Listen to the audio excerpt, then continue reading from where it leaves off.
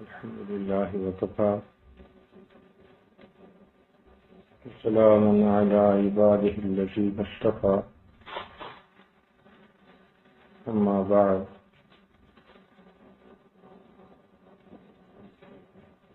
أعوذ بالله من الشيطان الرجيم بسم الله الرحمن الرحيم فذكر فإن الذكرى تنفع المؤمنين سبحان ربك رب العزة عما يصفون وسلام على المرسلين والحمد لله رب العالمين اللهم صل على سيدنا محمد وعلى آل سيدنا محمد وبارك وسلم اللهم صل على سيدنا محمد وعلى آل سيدنا محمد وبارك وسلم اللهم صل على سيدنا محمد وعلى آل سيدنا محمد وبارك وسلم دین اسلام دین فطرت ہے.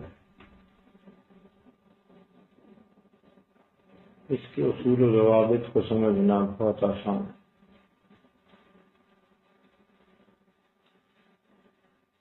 آپ نے دیکھا ہوگا کہ جب بھی کوئی پودا لگایا جائے اور اس کو اپنی مرضی سے بڑھنے دیا جائے تو بہت ہی بے ڈھنگا اور بدصورت بن جاتا ہے. لیکن اگر اس کا کوئی مالی ہو جو اس کی کاٹ چھانٹ کرے، اس کو سیدھا رکھے، اس کی شاخوں کو تراشے، تو وہ درخت دیدہ زیب ہو جاتا ہے. اس پر پھل اور پھول بکثرت آتے ہیں. اس کو انگریزی زبان میں پروننگ کہتے ہیں. چنانچہ جتنے بھی پھلدار پودے ہوتے ہیں سال میں ایک وقت آتا ہے ان کی پروننگ کی جاتی ہے. اس کو کہتے ہیں 3D پروننگ.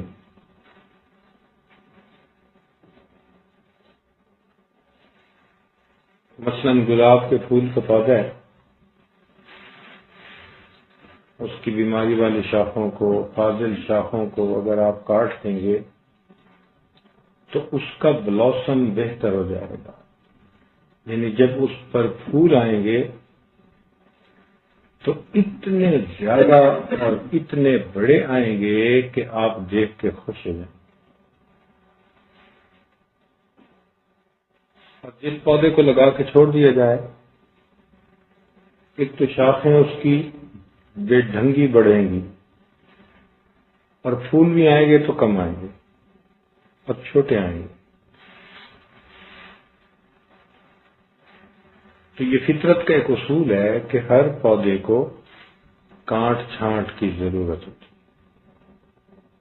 اسی طرح یہ فطرت کا اصول ہے کہ ہر انسان کو روک ٹوک کی ضرورت ہوتی. کوئی بھی دنیا کا انسان ہو، انبیاء کرام کو روک ٹوک اللہ رب العزت نے کی. چنانچہ قرآن مجید میں جو لما کا لفظ ہے وہ اسی لیے استعمال ہوا.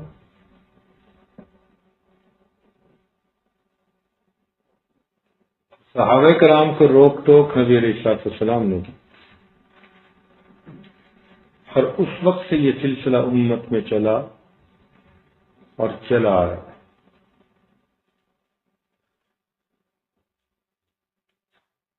اسی لیے اسلامی معاشرہ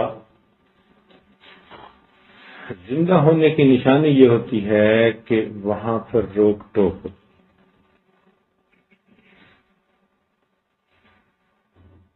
یہ روک ٹوک انفرادی سطح پر بھی انسان کو فائدہ دیتی ہے، اجتماعی طور پر ایک سوسائٹی کے لیے بھی زندگی کی ضرورت ہوتی ہے۔ مثال کے طور پر جو بچہ پیدا ہو اور ماں باپ اس کو روک ٹوکی نہ کریں تو اس بچے کے عادات و اخلاق کبھی اچھے نہیں ہو سکتے۔ اس لیے تو کہا گیا کہ لیس الیتیم قد مات والدہ، یتیم وہ نہیں ہوتا کہ جس کا باپ فات ہو جائے، یتیم تو وہ ہوتا ہے جو علم اور ادب سے محروم کر دیا جائے۔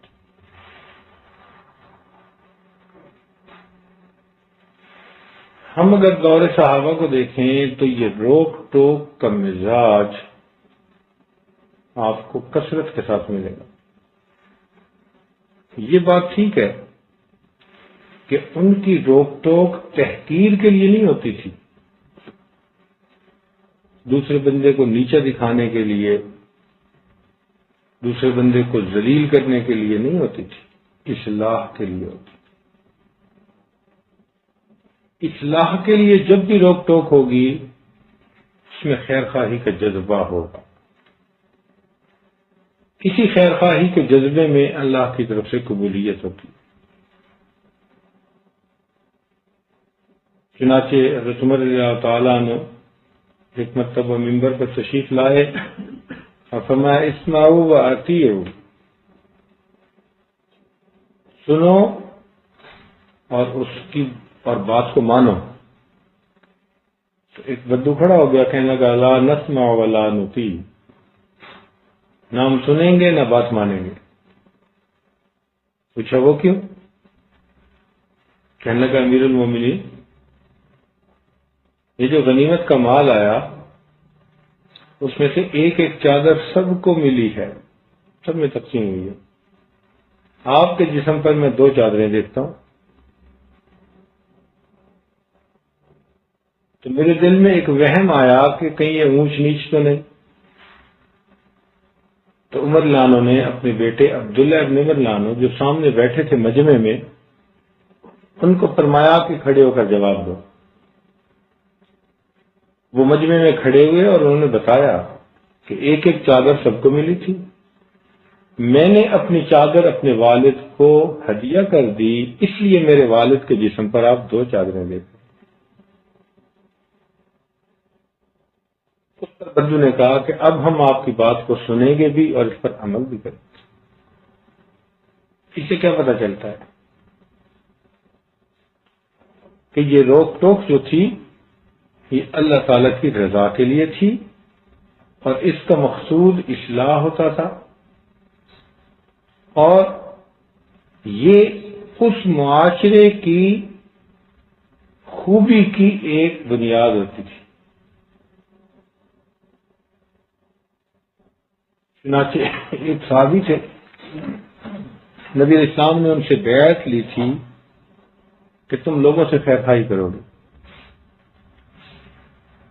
صحابہ کرام کے بڑے بڑے مجمع میں وہ کھڑے ہو کر سب کو نصیحتیں کرتے تھے اور کہتے تھے میں نے نبی اسلام سے بیعت کی ہے کہ میں لوگوں کی خیر خواہی کروں۔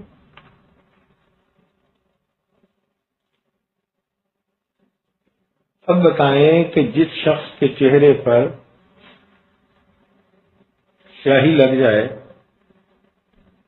اور دوسرا بندہ اس کو بتا دے کہ بھائی یہ ڈبے کو صاف کر لو، تو یہ اس کا محسن ہوا یا دشمن ہوا؟ کبھی ایسا ہوا کہ کسی نے شیشے کو توڑ دیا کہ اس نے میرے منہ پہ نشان کو دکھایا؟ ہم شیشے کو گھروں میں لگاتے ہیں، صاف کر کے رکھتے ہیں، اس لیے کہ وہ ہماری حقیقی تصویر ہمیں دکھا دیتے ہیں۔ بالکل یہی حال اس شخص کا ہوتا ہے جو اصلاح کی خاطر دوسرے کو خیر کی بات بتاتا ہے۔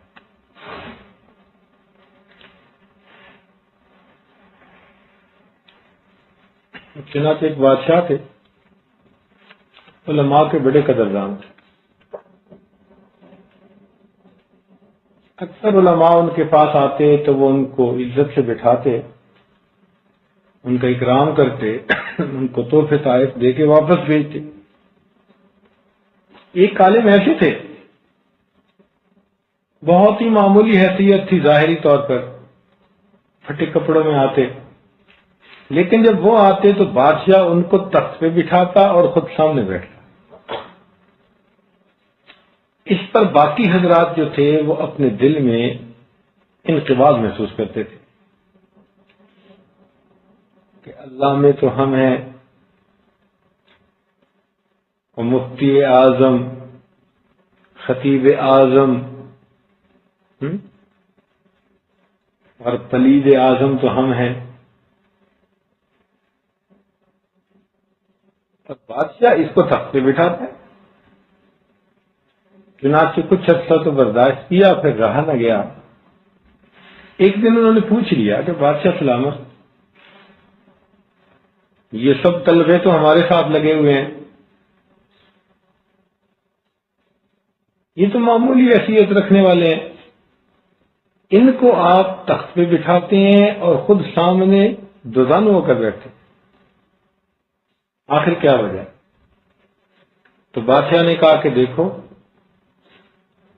اول بات تو یہ کہ میں علماء کا قدردان ہوں، میں سب کا اکرام کرتا ہوں، ان کی نسبتاً زیادہ عزت افزائی کیوں کرتا ہوں؟ اس لیے کہ آپ سب لوگ جب آتے ہیں تو میری ہر بات پر میری تعریفیں کرتے ہیں۔ یہ وہ اللہ کا بندہ ہے جو خیر خواہی کی نیت سے مجھے تنہائی میں میرے عیب بتاتا ہے، کیونکہ اس کی وجہ سے میری اصلاح ہوتی ہے، میں اسے استاد کا درجہ دیتا ہوں، تخت پہ بٹھاتا ہوں، سامنے دوزانو ہو کے بیٹھتا ہوں۔ تو اس سے پتہ چلا کہ پہلے وقت کے بادشاہوں کو بھی یہ چیز اچھی لگتی تھی کہ انہیں روک ٹوک کی جائے۔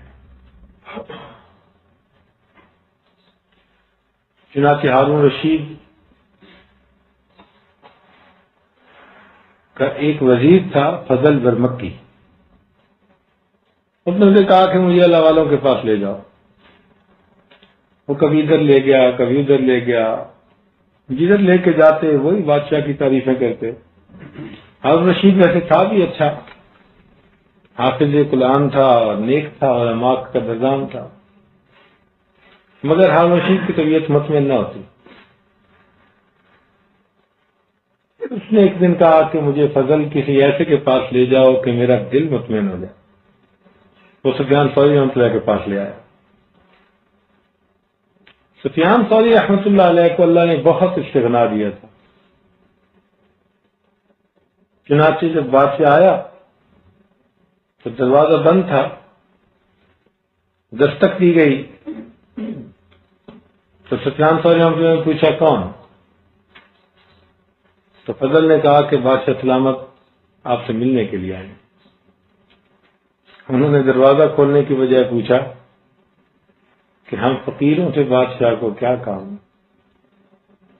بادشاہ جائے اپنی شاہی کرے، ہم فقیروں کو ہمارے حال پہ چھوڑ دیں۔ فضل نے کہا جی وہ آپ سے ملنا چاہتے ہیں۔ تو انہوں نے دروازہ کھولے بغیر اندر سے کہا کہ میں جو اسے نہیں ملنا چاہتا، کیوں دروازہ کھولوں؟ بھئی وہ ملنا چاہتے ہیں نا، تو میرے اوپر لازم تو نہیں کہ میں بھی ملوں، میں نہیں ملنا چاہتا، کیوں میری خلوت میں کوئی مخل ہوتا ہے؟ اس پر فضل نے کہا کہ کیا امیر المومنین کا راستہ آپ روکیں گے؟ نہیں ملیں گے، آپ نے بیعت کی ہوئی ہے۔ انہوں نے کہا اگر آپ دروازہ کھولیں گے تو میں روکوں گا نہیں۔ تو فضل نے دروازہ کھولا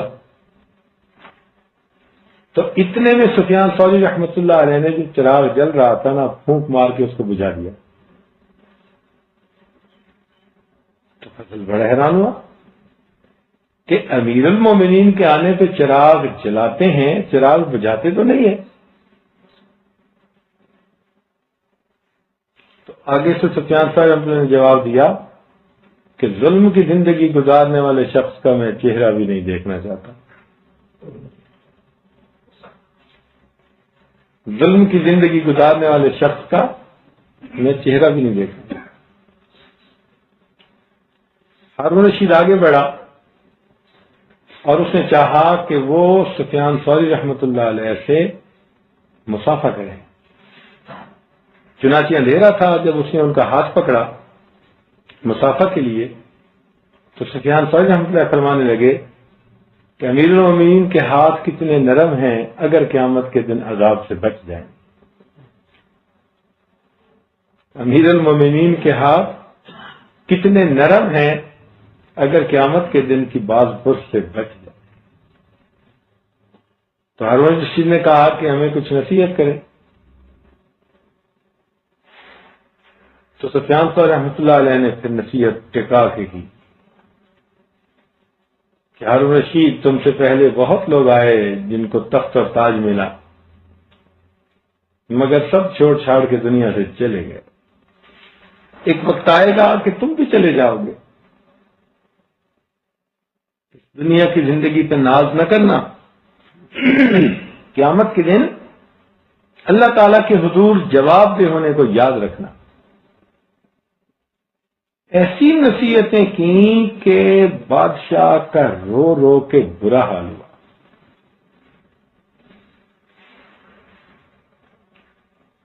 فضل نے کہا کہ آپ نے تو امیر المومنین کو بہت رلا دیا. تو سفیان ثوری رحمۃ اللہ فرمان لگے کہ میں نے تو انہیں آئینہ دکھا دیا.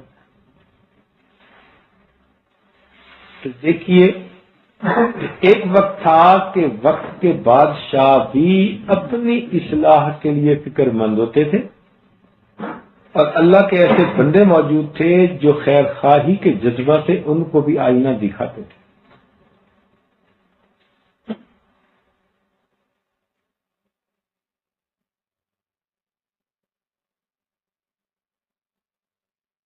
واپس آتے ہوئے بادشاہ نے ایک تھیلی پیش کی جس میں دینار بھرے ہوئے تھے، اور فضل کو کہا کہ بھئی یہ دے دو تاکہ یہ اس کو اپنے استعمال میں لائیں، قرض اخراجات پورے کر لیں. اس پر سفیان ثوری رحمۃ اللہ نے کہا کہ بادشاہ سلامت، افسوس آپ نے میری بات نہ سمجھی.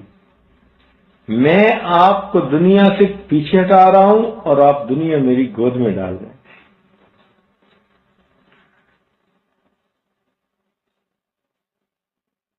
کچھ قبول نہیں کیا، ویسے ہی بھیج دیا. تو اور رشید باہر نکل کر کہنے لگا، فضل مجھے ہمیشہ ایسے بندوں کے پاس لایا کر.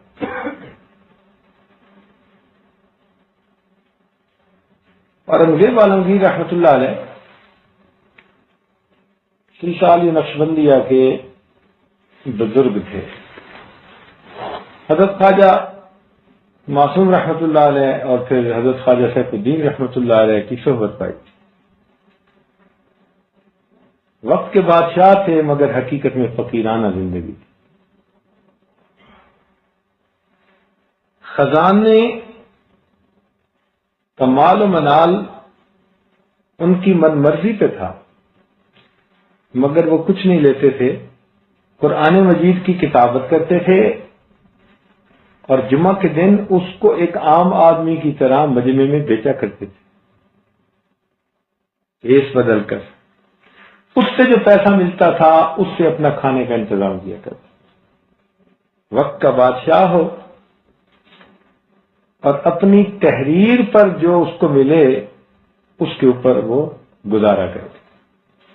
بہت ہی فقیرانہ زندگی تھی. ایک مرتبہ بیٹھے ہوئے تھے کہ ایک عالم نے انہیں کہا کہ بادشاہ سلامت، جو آپ نے فلاں جگہ یہ لکھا ہے نا اس میں آپ نے غلطی کی ہے.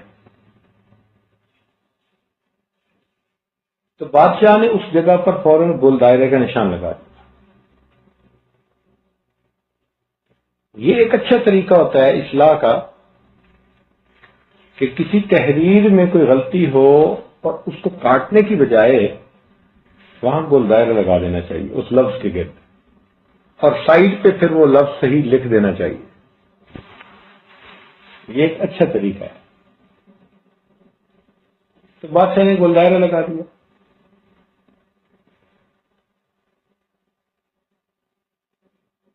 کچھ دیر کے بعد وہ آدمی چلا گیا. بادشاہ اپنے کام کرنے بیٹھا تو ایک عالم تھے، انہوں نے اس دائرے کو ذرا دیکھا کہ اس میں کیا غلطی ہوئی، تو پتہ چلا کہ غلطی تو کوئی نہیں تھی۔ اس نے کہا اورنگزیب عالمگیر رحمۃ اللہ علیہ سے کہ بادشاہ سلامت، اس میں تو کوئی غلطی نہیں تھی۔ تو اورنگزیب عالمگیر نے جواب دیا کہ پتہ تو مجھے اسی وقت تھا کہ غلطی نہیں ہے، لیکن اگر میں اس کو کہہ دیتا غلطی نہیں تو آئندہ وہ میری اصلاح کی کوئی بات کرنے میں مجھ سے جھجک محسوس کرتا۔ اگر میں اس کو بتا دیتا کہ بھئی غلطی نہیں، ٹھیک ہے، تو وہ شرمندہ ہوتا اور آئندہ میری اصلاح کی کوئی بات نہ کر سکتا۔ میں نے دائرہ لگا کر اپنے ایک محسن کو بچا لیا۔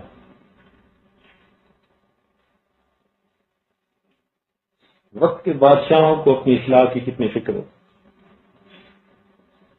اس لیے سید عمر اللہ عنہ فرمایا کرتے تھے کہ جو شخص ہمارے پاس ہمارے عیوب کا تحفہ لائے گا میں ان کے لیے بخشش کی دعا کروں۔ جو شخص میرے پاس میرے عیوب کا تحفہ لائے گا میں اس کے لیے بخشش کی دعا کروں۔ جب تک یہ ماحول رہا تب تک اسلامی معاشرہ زندہ رہا۔ وقت کے ساتھ ساتھ نفس شیطان کا غلبہ ہوا۔ آج یہ حالت ہو چکی کہ کسی کو اصلاح کی بات آپ بتائیں تو اس کو اپنا دشمن بنا لیں۔ وہ کہتے ہیں کہ مجھے یہ بات کہی ہی کیوں گئی ہے۔ اپنے محسن کو اپنا دشمن سمجھنا شروع کر دیتے۔ ایک چور دوسرا چتر، ایک غلطی کر لی اور دوسرا ماننے کو تیار نہیں ہو۔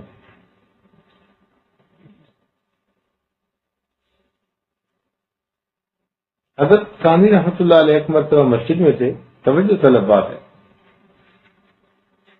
تو آپ کو کوئی ضرورت محسوس ہوئی تو آپ کے پاس 5 روپے تھے شاید، تو اس کو کھلا کروانا تھا، اس کے کھلے پیسے چاہیے تھے۔ ایک عالم ساتھ بیٹھے ہوئے تھے، آپ نے ان سے پوچھا بھائی آپ کے پاس کھلے ہوں گے؟ اس نے کہا جی۔ اب آپ نے اس کو بندے دیے اور کھلے لیے تو پاس بیٹھنے والے ایک طالب علم نے کہہ دیا حضرت یہ کہیں بیع تو نہیں ہو رہی؟ اب مسجد میں بیع جائز نہیں، منع ہے۔ اتنی بات کرنے پر حضرت ثانی رحمۃ اللہ رک گئے اور اس کا شکریہ ادا کیا اور مسجد کی حدود سے باہر نکل کر پیسے دیے اور کھلے پیسے لیے۔ حالانکہ شرعاً یہ بیع بنتی نہیں تھی، مگر اتنی سی بات کا بھی لحاظ رکھا۔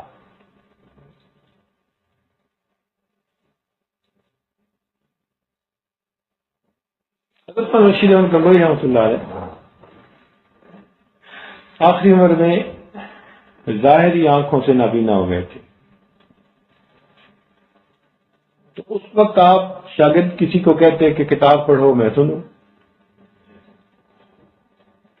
کیونکہ آپ نے سنت کے بارے میں بہت کام کیا اور بدعت کا رد کیا، تو کچھ بدعتی حضرات آپ کے خلاف بہت کچھ لکھتے تھے۔ ایک آدمی نے وہ بدعتیوں کی ساری لکھائی، وہ کتابیں، وہ تحریریں وہ آپ کو لا کر دے دی،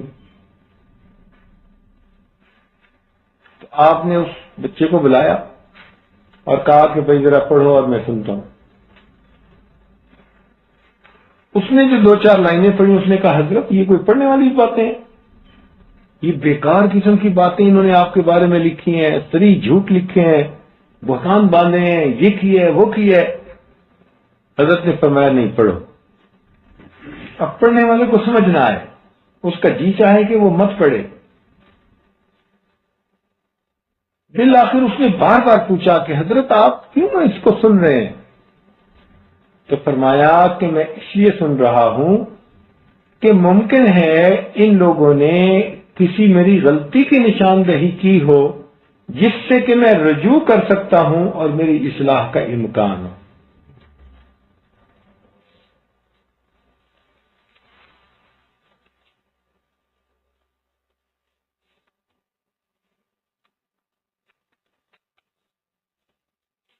مولانا ابوالکلام آزاد ایک رسالہ نکالتے تھے الہلال کے نام۔ ایک مرتبہ اس میں کچھ تصویریں بھی چھپ گئیں، تو ایک آدمی نے بعد میں آپ کو خط لکھا کہ جی فلاں دفعہ کا جو الہلال رسالہ ہے اس میں تصویریں چھپی ہیں، کیا آپ تصویر چھاپنے کو جائز سمجھتے ہیں؟ تو بجائے بہانہ تراشی کرنے کے مولانا ابوالکلام آزاد رحمۃ اللہ علیہ نے خط کے ذریعے جواب دیا کہ مجھ سے غلطی ہوئی، میں تسلیم کرتا ہوں اور اتنی درخواست کرتا ہوں کہ آپ اس کو چھاپ کر مجھے رسوا نہ فرمائیں۔ مان بھی لیا، منع بھی کر دیا۔ اس کو کہتے ہیں روک ٹوک کا ماحول۔ چنانچہ جس گھر میں روک ٹوک کا ماحول ہو بچوں کی تربیت اچھی ہوتی ہے، جس مدرسے میں روک ٹوک کا ماحول ہو شاگردوں کی تربیت اچھی ہوتی ہے، اور خانقاہیں تو ہوتی ہی روک ٹوک کے لیے، تو مقصد یہی ہوتا ہے۔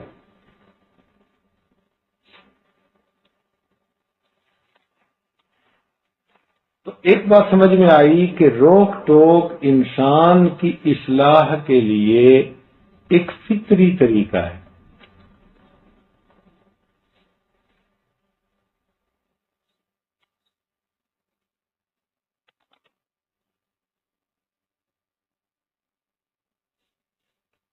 اب روک ٹوک کافی ہوگی؟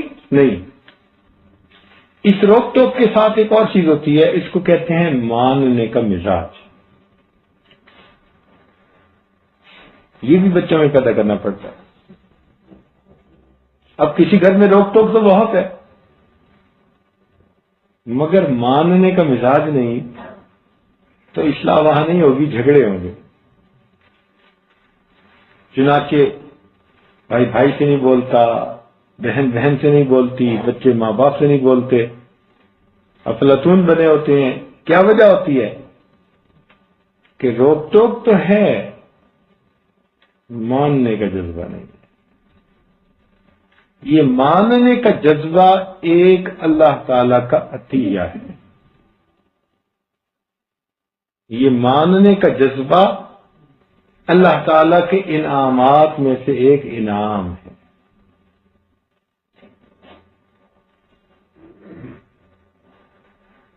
یہ انعام اللہ تعالیٰ اپنے پسندیدہ بندوں کو عطا فرما دیتے ہیں۔ چنانچہ جب یہ دو چیزیں مل جاتی ہیں نا، کہ خیر خواہی کی نیت سے روک ٹوک ہو اور پھر دوسری طرف سے ماننے کا جذبہ ہو، تو اللہ تعالیٰ کی پھر رحمتیں برس ہیں۔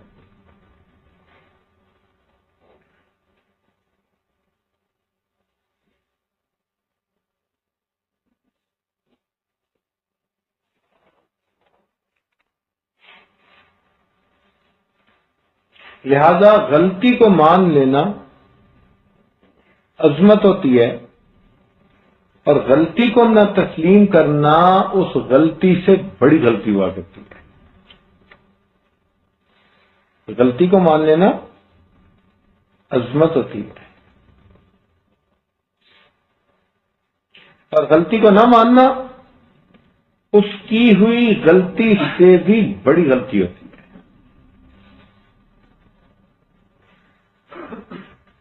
اب نہ ماننے کے راستے میں پھر جھوٹ بولنے پڑتے ہیں۔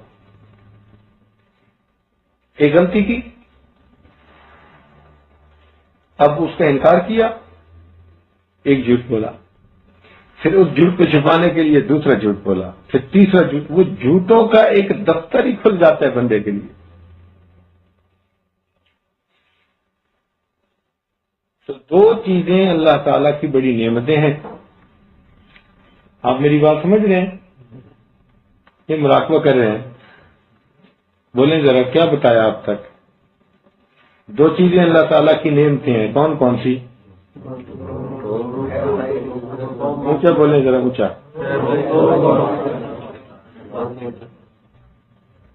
خیر خواہی کی نیت سے روک ٹوک ہونا، اور دوسری چیز کیا؟ ماننے کا جذبہ. یہ ماننے کا جذبہ ہمارے اندر ہونا چاہیے یا نہیں ہونا چاہیے؟ کیوں جی؟ ہونا چاہیے نا. اس لیے کہ اگر ماننے کا جذبہ نہیں ہوگا تو ہماری اصلاح نہیں ہو سکے. جس بندے نے بات سنی اور ایک کان سے سن کے دوسرے سے نکال دی، اس نے اپنی اصلاح کا راستہ بند کر دیا.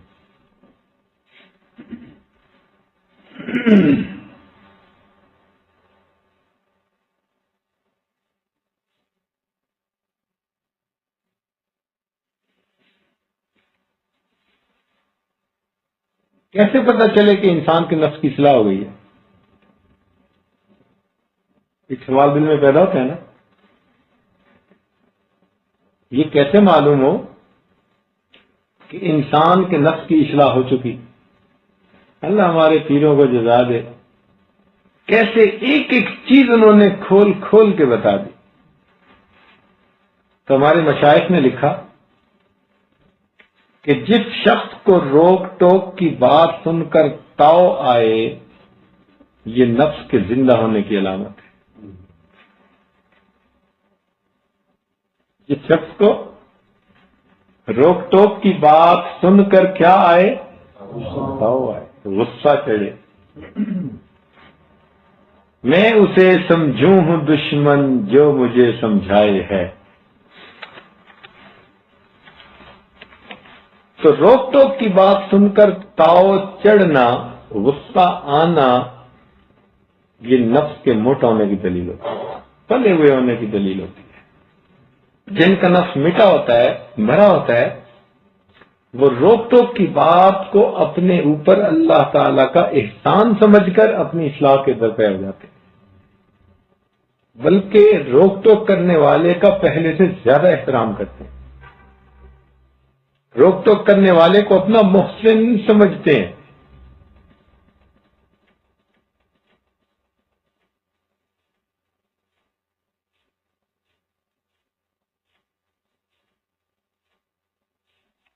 اس دستور کی بات ہے کہ اصلاح سے انسان کی قدر بڑھتی ہے. اصلاح سے انسان کی قدر، اصلاح ہوتی ہے روک ٹوک سے، اور اصلاح سے انسان کی قدر. آپ نے دیکھا ہوگا کہ پتھر جو عمارتوں میں لگاتے ہیں اس کو ماربل کہتے ہیں. جب یہ پہاڑوں میں ہوتا ہے نا تو اسے پاؤں کی ٹھوکریں لگتی ہیں، کوئی قیمت نہیں ہوتی اس کی. جب وہاں سے اسے توڑا جاتا ہے، مشینوں میں لا کے پھر ایک خاص حساب سے اسے کاٹا جاتا ہے، پھر اس کی سلیبیں بنا دی جاتی ہیں، پھر اس کی اوپر کی سطح کو پالش کر دیا جاتا ہے.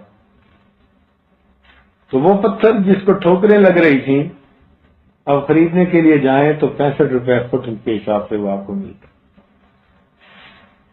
تو نتیجہ کیا نکلا کہ اصلاح سے انسان کی قدر و قیمت، اگر پتھر کی قدر و قیمت بڑھ جاتی ہے تو انسان تو پھر انسان.